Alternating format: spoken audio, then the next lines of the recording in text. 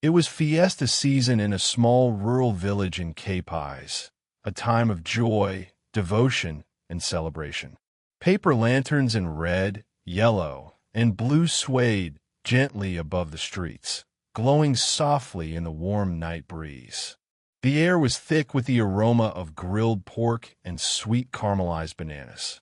Smoke curled lazily from makeshift stalls, while children darted between booths with sticky fingers and laughing mouths. Every corner of the barangaree pulsed with energy, the sound of chatter, laughter, and an out-of-tune karaoke machine belting out a love song from the 90s. It was the one night of the year when even the most reserved townsfolk mingled with their neighbors. And among the crowd was 16-year-old Liza. Liza wasn't like other girls her age. She was soft-spoken, deeply religious, and barely ever left the house unless it was to help her mother at the market or attend Sunday Mass. Her long, unstyled hair always hung over her shoulders, and she often walked with her head down, as though trying to shrink into the earth. But tonight, something was different. After weeks of pleading, her mother had finally allowed her to join the fiesta with her cousins. She wore a simple floral dress and had borrowed a touch of her older cousin's lipstick, a soft rose pink. It was the first time anyone had seen her smile in public, and for a moment, under the bright lights and festive music, she looked like a different person. But while Liza walked among the stalls, laughing quietly with her cousins and sipping ice-cold soda from a plastic bag, something, or someone, was watching her from the shadows. Near the edge of the crowd, just outside the reach of the lantern light, stood a man in a faded baseball cap and an oversized jacket. No one noticed him. He leaned casually against a wooden post, but his eyes never left Liza. He had been waiting, silently tracking her every move as she drifted from one booth to the next. The man wasn't from the village. No one recognized his face, and he didn't speak to anyone. To most, he was invisible, just another stranger passing through. But the way he stood, too still, too quiet, would have made anyone uneasy if they had only paid attention. As the night wore on and the streets began to thin out, Liza told her cousins she was going to buy water and meet them at the plaza in 5 minutes. That was the last time they saw her. Somewhere between the food stall and the plaza stage, Liza vanished. Her cousins searched for her frantically, asking vendors and passers-by if they had seen a girl in a floral dress. But no one had. Within an hour, panic rippled through the village. The fiesta lights flickered as if reacting to the fear that gripped the townspeople. By midnight, the celebration had ended in confusion and dread, and from the nearby forest, the distant sound of a train horn echoed into the night. While the fiesta continued to throb with life, with people dancing and singing, Liza stood alone at the edge of the celebration. She held a plastic cup filled with orange juice, the cold condensation dripping down her fingers as she absent-mindedly sipped. The bright lights and loud music around her blurred into the background. Her gaze, however, was fixed at the far end of the street, near the chapel. It was there, under the flickering glow of a streetlight, that she saw him. A man, tall, his body almost hidden in the shadows, but his outline was clear. Dressed entirely in black, for his hooded jacket to his dark pants and boots. He stood motionless, staring directly at her. His gaze was unnerving, unblinking, and cold, as if he had been watching her for a long time. His presence sent an involuntary shiver down Liza's spine. Liza's heart raced. She didn't recognize him. His face was obscured by the shadow of his hood, but his stance was too deliberate, too still. He didn't seem to care about the lively crowd around him, the music, the children running past him. He didn't even try to mingle with the fiesta-goers. He was an anomaly, a ghost standing out of place in the middle of a celebration.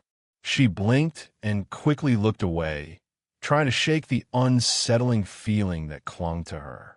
Maybe it was just a coincidence. Maybe it was nothing more than a stranger passing through. But deep inside, Liza couldn't rid herself of the strange sensation that something was very wrong.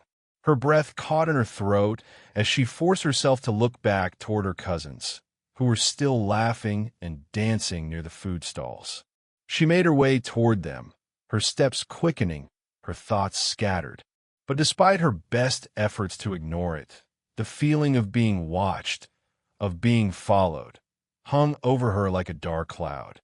The wind picked up, causing the lanterns above to sway gently, their colorful glow flickering erratically. Liza looked back over her shoulder. The man was still there, standing motionless, his eyes never leaving her. She could feel the weight of his stare pressing against her like an invisible hand on her chest. She turned and hurried toward her cousins, hoping to push the unease out of her mind. But the feeling lingered like a cold breath on the back of her neck. Even as she rejoined them, the sensation of being followed did not dissipate. She felt like something was near, but every time she glanced around, there was nothing. Just people enjoying the fiesta, unaware of the silent danger lurking in the dark corners of the night. Liza tried to focus on the laughter of her cousins, on the colorful lights that adorned the street, but her mind kept drifting back to the man in black. She couldn't explain it, but it was as though his presence was like a shadow that followed her, always just behind her, just out of sight. The sound of a distant train horn pierced the air. The hair on the back of Liza's neck stood up, and she felt her pulse quicken. Something was wrong, and it wasn't just the man in black. It was the feeling of something unseen, something watching her from the darkness. Something she couldn't shake. By midnight, the energy of the fiesta had begun to fade. The once bustling streets grew quieter as the older folks made their way home, their tired steps echoing in the distance. The children, who had once run around with laughter and shouts, were now slumped on benches or sleeping soundly on mats near the stage, their small bodies curled up under the cool night air. The music, which had once filled every corner of the village, grew quieter, the karaoke machine's tired tunes fading into the background. Liza and her cousins, still full of sugar and excitement, walked down a side street to buy cotton candy from one of the last stalls open. The air smelled of caramel and sweet syrup, the colorful pink and blue fluff making their mouths water. It was a simple joy, a moment of normalcy before the night would end, and Liza smiled as she took a bite of the soft, sugary treat. But as they made their way back down the street, something felt off. Her cousins looked around, realizing that Liza was no longer walking beside them. At first, they thought she was just lagging behind, distracted by something or someone in the crowd. They called out her name, but the sound of their voices was swallowed up by the night. No answer came. "Hey, Liza," her cousin Maria called, her voice rising in concern. Still nothing. The bustling sounds of the festival seemed to drown out their calls. With growing confusion, they retraced their steps, moving back toward the area where they had last seen her. They checked the nearby chapel, calling her name loudly into the empty courtyard, but there was no sign of Liza. The shadows under the old stone walls seemed to stretch unnaturally, as though the chapel itself was holding its breath. The village had grown eerily quiet, and a creeping unease began to take hold of the cousins. They walked down narrow alleys, checked the dark corners of the streets where the light from the lanterns barely reached, but Liza was nowhere to be found. It was as if she had simply vanished. With every passing moment, panic began to settle in. They searched frantically, calling her name, but the silence that followed each shout only made the situation more terrifying. The faint glow of the fiesta lights seemed distant now, and the sounds of the night had a hollow, ominous quality. The reality of what was happening began to sink in. Liza was gone. Where could she have gone? Maria said, her voice trembling. They had just been together, laughing, talking, enjoying the last moments of the celebration. But now, it was as if the night had swallowed her whole. No one had seen her leave. No one had seen anything unusual. For a moment, they thought perhaps she had gone to find some quiet space, just to escape the noise. But that didn't feel right. Not with the way she had been acting all night, so cautious and reserved. The search continued into the early hours, but there was still no sign of Liza. Not a single trace. No footprints in the dirt road. No sound of struggle. It was as if she had simply evaporated into the cool night air. In the stillness of the empty streets, something else began to feel strange, something that couldn't be explained. The darkness seemed to grow thicker, pressing in on them. The distance between the streets and the shadows seemed to stretch unnaturally, as if the village itself had become a labyrinth of secrets. The searchers stood still for a moment, listening. There was nothing, not a whisper, only the distant, haunting sound of a train whistle, carried on the wind from some panicked and out of breath. Liza's cousins rushed to her mother's house, their hearts racing with fear. They burst through the door, breathless and frantic, telling her everything they had seen, or rather, everything they hadn't. Liza was missing. They had searched the streets, the chapel, the alleys, and even the little park by the plaza, but there was no sign of her. It was as if she had vanished into thin air. Her mother's face drained of color as the words sank in. She immediately knew something was terribly wrong. Liza would never wander off without telling anyone. She had always been so obedient, so careful. This wasn't like her. Without wasting a moment, the elders of the village were alerted. The news spread like wildfire, and soon, a group of village watchmen had gathered, their faces grim as they made their way to the festival grounds. A search party was quickly formed, armed with flashlights, sticks, and a growing sense of dread. They combed through the dark streets, calling out Liza's name, but the only response was the eerie silence of the night. The hours seemed to stretch, and with every minute that passed, the sense of unease deepened. It wasn't just the disappearance. It was the unnatural stillness that had taken over the village. The air felt thick, charged with a kind of tension that made every step seem heavier than the last. Then behind the stage, near the edge of the wooded area, something unusual was found. The searchers, whose eyes had grown tired and their hopes had begun to fade, noticed a small white object caught in the underbrush. It was a handkerchief, soft and delicate, embroidered with the name Liza in a fine, looping script. The sight of it sent a ripple of shock through the group.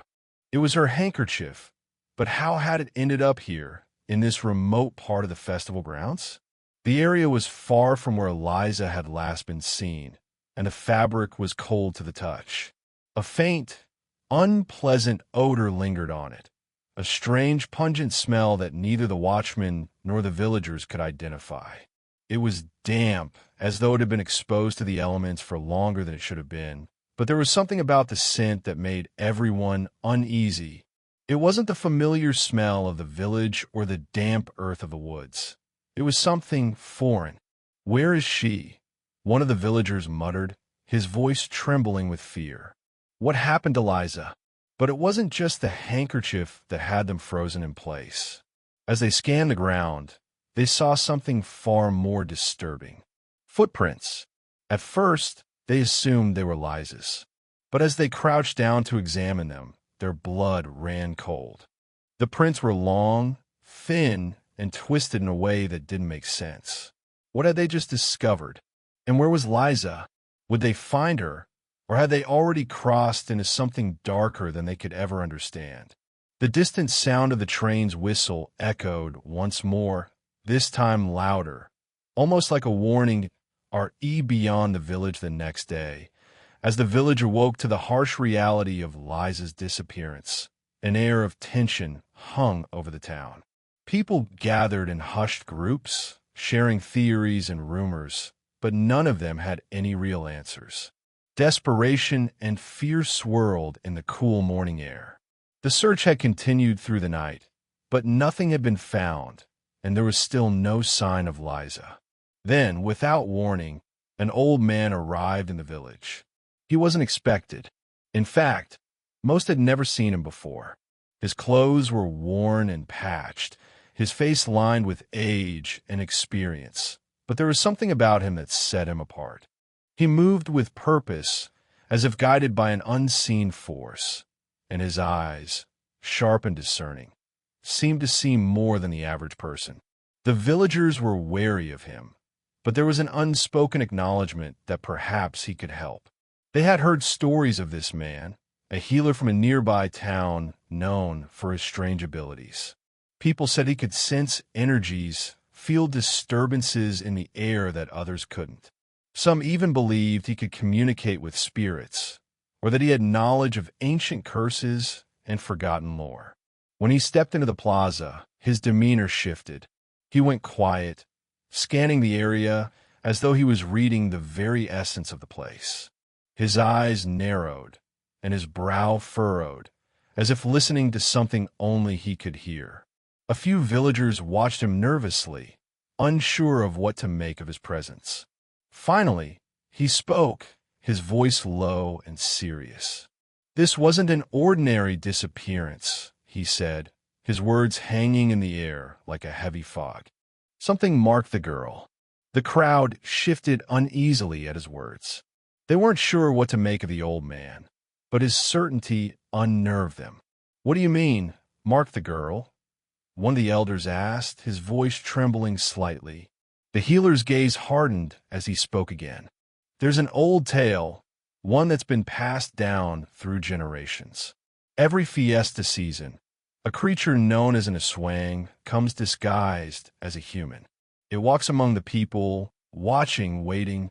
It chooses a girl, usually one who is quiet, kind, and innocent, someone who stands out in the crowd, but not in a way that draws too much attention. It's a subtle selection, a careful choosing, and when it chooses, there's no going back." The villagers exchanged uneasy glances. Some of them had heard whispers of aswangs before, but most had dismissed the stories as old superstitions meant to scare children. But now, with Liza gone and the strange events of the previous night weighing heavily on their minds, the tale seemed to take on an unsettling truth. The healer continued, his voice steady but filled with an undeniable gravity. "The swang has a power. It can blend into a crowd, take on the form of a person, and no one will suspect it. But once it selects its prey, it takes that person. And once the creature has taken what it wants, it leaves behind only emptiness. There's no trace of the girl, no sign of struggle, no evidence that anything out of the ordinary happened." He paused, allowing his words to settle. "Liza was marked. I can feel it in the air. The scent of something old, something ancient, is still here." The villagers were silent, the weight of the healer's words sinking in. Fear gripped them like a vice. The Iswang, a creature of legend, one that had haunted their elders' nightmares, was real, and it had come for Liza. A chill ran through the crowd, and for the first time, they understood the full horror of what had happened. The creature had chosen her, and now there was no hope of bringing her back. "What can we do?" someone whispered from the crowd. The healer's eyes softened slightly, but his expression remained grave. "There is always a way, but it will not be easy, and time is running out." As the healer's words echoed through the plaza, the distant sound of the train's whistle carried on the wind once more, a haunting reminder of the darkness that had descended upon the village. Days passed, and still there was no sign of Liza. Her parents, devastated and worn thin from the unrelenting agony, spent their days in silence, waiting for some kind of news, some shred of hope that their daughter might be found. But each passing day brought only more despair, more questions with no answers. The village, once filled with the lively hum of the fiesta, now felt like a hollow shell. People spoke in hushed tones, their eyes constantly darting to the shadows, as if expecting something or someone watching them. But it was the family of Liza who suffered the most. Every night, her mother would sit by the window, staring out into the dark, while her father paced in the other room, running his hands through his hair, unable to sleep.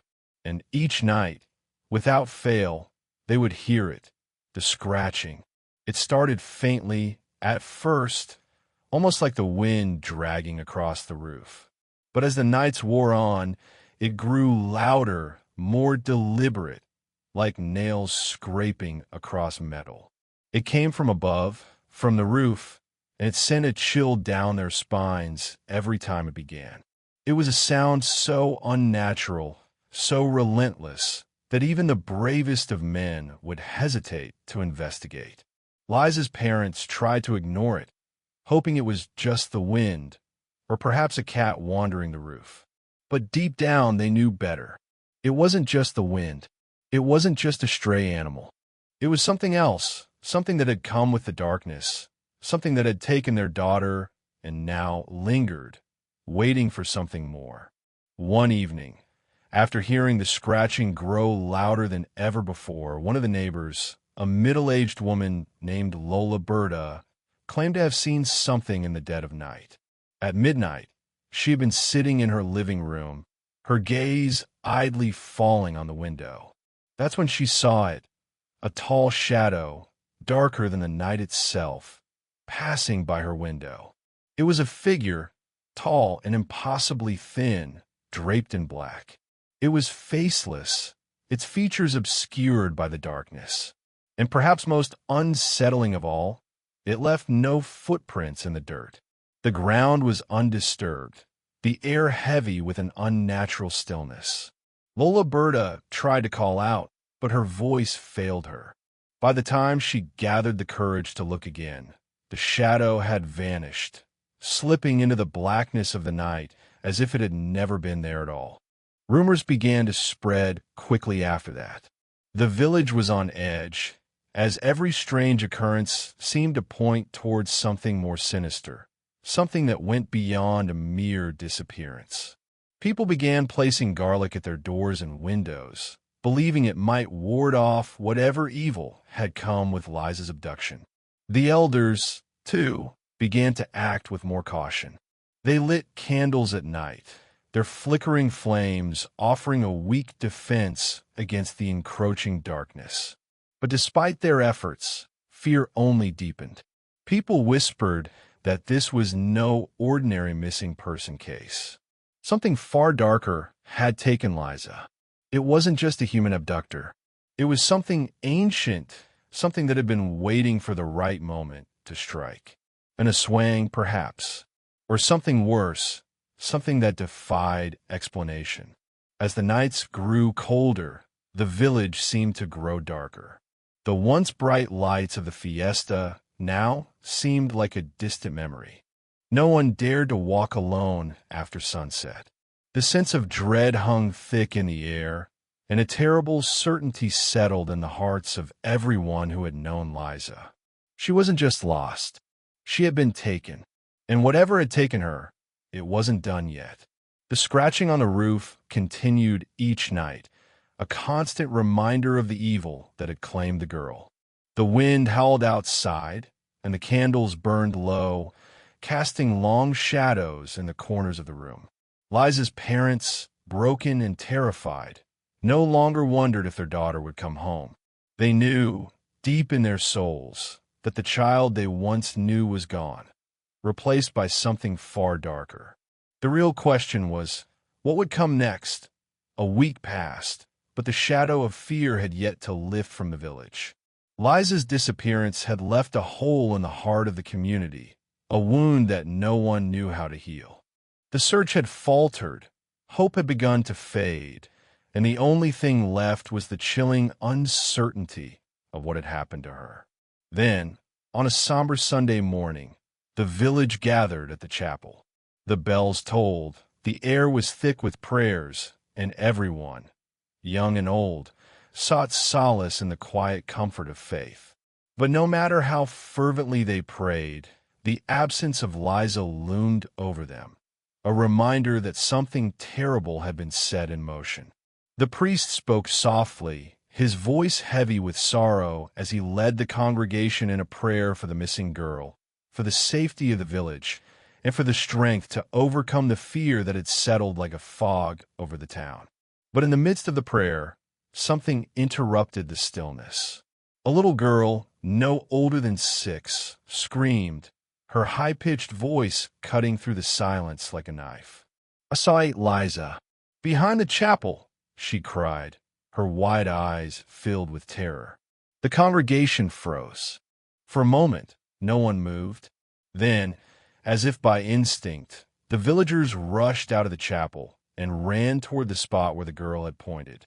A sense of dread filled the air, thick and oppressive. What was happening? Was this the moment they had all been waiting for? Had Liza returned? Or had something else come to claim her? When they reached the back of the chapel, what they saw made their blood run cold.